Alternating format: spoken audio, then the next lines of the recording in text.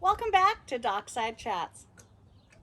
So we have gotten so many calls and emails and questions about our last video, which was, if you remember, Elon Musk, the richest man in the world, went to go buy Twitter and they declined him.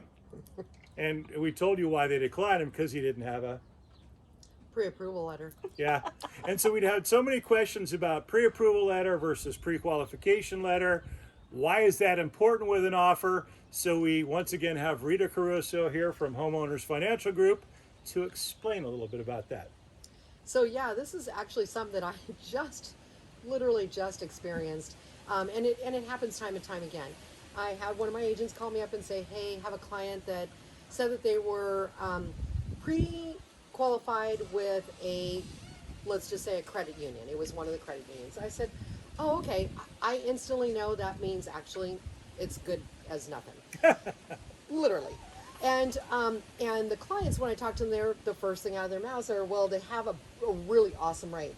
And I was like, and that's great, and that's fantastic, but let's not talk about rates for right now. Let's talk about you getting qualified. So deep diving in, start working on them, their VA, and come to find out that the credit union that pre-approves them talked to them once, basically said, "Oh yeah, that information sounds good," and literally issued them a pre-approval letter. All they did was pull credit. They had an application, and said, "Here's your pre-approval letter." So I got a copy of the pre-approval letter, and in it, it basically said, "Here's your loan amount and sales price," and that's it, and bye-bye. Okay, stop right there, because I think a lot of people don't understand that basically a pre-qual letter, and correct me if I'm wrong, you fogged a mirror. You said, "Hi, Correct. bank," or "Hi, credit union," or "Hi, Rita, I'm Mike, and Here's what I make." run my credit scores," and then they'll give you a pre-qual letter. Yes, And- and that's exactly what happened. So explain the difference between that and a pre-approval. What's the difference in the documentation?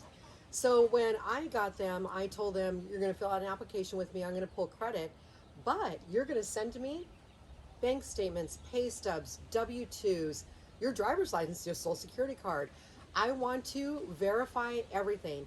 Went through the whole process, and actually they didn't qualify for nearly what they thought that they were qualified for. And again, this lender had never even given them an interest rate, let alone payments, closing costs, no details of information. And so the huge difference between the one is, like Mike's saying, you can just fog up a glass. Yes, here's my credit scores. Here's how much I think I make. Here's how much I think I have in savings, and here's a kind of an idea of my credit scores. But when you actually have somebody who's willing to go through the entire process of actually underwriting your file, and it's something that I did, was send their file directly into underwriting, then they were able to actually go out and purchase a home. We got into contract, and they kept saying over and over, "Thank you so much for taking the time to really get us pre-approved, not pre-qualified," which means absolutely nothing. So back to you, Mike, when you're a listing agent and you get all these offers in, and you're looking at some that are maybe with a local lender that you know that they've actually done all the work, versus somebody that's from a big bank or credit union that just says, "Here's what they're approved for," and not a whole lot of information, nor somebody you can get a hold of. How do you present that to a seller? It has a huge effect.